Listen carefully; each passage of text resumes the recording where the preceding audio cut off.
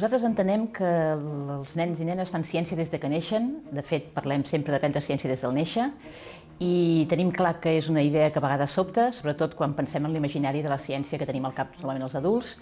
Ciència és una paraula molt gran, que imposa, i és una paraula que en majúscules té molt poc a veure amb els nostres petits. Hi ha una cita molt bonica d'una psicòloga que es diu Alison Gopnik, en la que diu que els nens no són petits científics, sinó que són els científics que fan servir mecanismes que els infants fan servir des de que neixen. I nosaltres tenim un vídeo gravat d'una experiència que també ens sembla molt interessant. És una nena, la Blanca, de poc més d'un any, està de vacances en una casa que no és la seva, està explorant l'espai i passa per davant de la finestra, veu el sol, fa així amb la mà, l'agafa i se'l porta a la boca. Continua donant voltes, torna al sol, agafa i el porta a la boca. I això ho fa fins a 4 vegades. I si ens ho mirem, podem entendre, interpretar, perquè la Blanca no ho pot explicar de cap manera, però podem interpretar que és una nena que pensa que totes les coses del món se les posa a la boca i les troba, i resulta que aquesta no. I això és que una evidència que ha tingut, una experiència que té, que li dona una evidència de que ha de canviar, ampliar la seva teoria. I una mica sota aquesta idea nosaltres entenem que els nens estan fent ciència des de que neixen. Nosaltres pensem que el més rellevant per aprendre ciència, el que més pot aportar a l'escola perquè els nens aprenguin ciència, és precisament la part d'adquirir experiència directa amb els fenòmens. De fet, si parlem amb gent que es dedica a l'aprenentatge de la ciència escolar, us parlarà sempre de combinar 3 aspectes. Dit de manera fàcil, fer, pensar i comunicar. És a dir, fer coses, posar-hi contacte amb la realitat, posar-hi paraules i posar-hi abstracció, pensar sobre això per pensar quines teories tenim.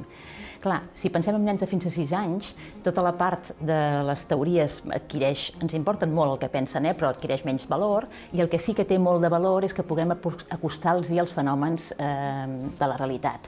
Penseu que estem en un món en què els nens són molt urbans i passen moltes hores al costat de pantalles, que és realitat virtual, però realitat no real, i que precisament el que els hi falta és marranejar amb la sorra, tirar cotxes per la rampa, jugar amb pilotes i tot aquest tipus d'experiències més directes, que jo crec que és el valor on hauria de posar èmfasi l'escola infantil perquè els nens aprenguin ciència. Un dels aspectes rellevants és, en lloc de començar preguntant per què és començar posant a l'abast fenòmens perquè els puguin controlar. Per exemple, una cosa és jugar amb l'art de Sant Martí, intentar fer-lo i preguntar per què surt l'art de Sant Martí, que és una pregunta que segurament molts adults tampoc podem contestar de manera raonable. I una altra cosa és veure que si faig servir un CD per una banda em funciona i per l'altra no, que si agafo un ninotet amb els cantos tallats puc fer l'art de Sant Martí però en segons que no, que si agafo aigua i un mirall puc fer l'art de Sant Martí. És a dir, buscar en quines situacions sí puc i en quines no puc, de manera que vaig veient coses que diferencien per com aconseguir controlar el fenomen. Més que l'explicació teòrica que escapa una mica a l'edat dels infants.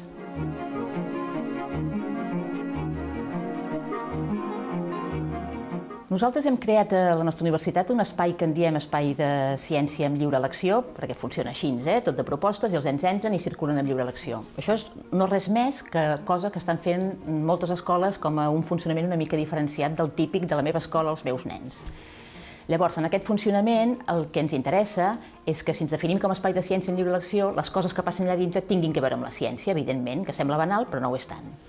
I l'altra cosa és que amb totes les propostes nosaltres intentem que siguin, en diem, enfocades però obertes. Enfocades perquè tenim clar que els adults volem que passi alguna cosa que té interès des del punt de vista de la ciència. I obertes perquè mai són apreta un botó i passa alguna cosa, sinó que en realitat sempre dona l'opció que els nens intervinguin de maneres diferents al voltant de la proposta. El que fem és obrir-los la proposta i ells juguen com els hi sembla, i els adults que estem al voltant, primer de tot observem el nen o grup de nens que estan allà jugant i, en tot cas, si considerem convenient aportar alguna cosa de l'estil de com creus què, mira què ha passat, fixa't què, ho aportem. Però en cap cas estem empenyats amb que el nen surti amb el contingut. Li donem l'oportunitat de tenir experiència directa. Evidentment, les escoles poden crear espais d'aquest tipus, de fet en creen, perquè hi ha moltes escoles que estan fent servir aquest funcionament i que tenen espais de ciència, i el tema és que no és tant un problema de diners, perquè es pot fer amb materials molt naturals, reciclats i materials provenents de la natura, com un tema de pensar bé què és el que volem que passi. I en aquest sentit, jo crec que una de les coses que oferim des de la universitat precisament és la visita al Lab 06, sigui amb els nens o sigui amb formacions, i sempre que oferim la visita està oberta que tothom faci fotos i que s'enduguin totes les idees que puguin, perquè el que ja està pensat per a algú que una mica ja ha tingut el temps de rumiar-hi, no cal que ho tornem a pensar tothom.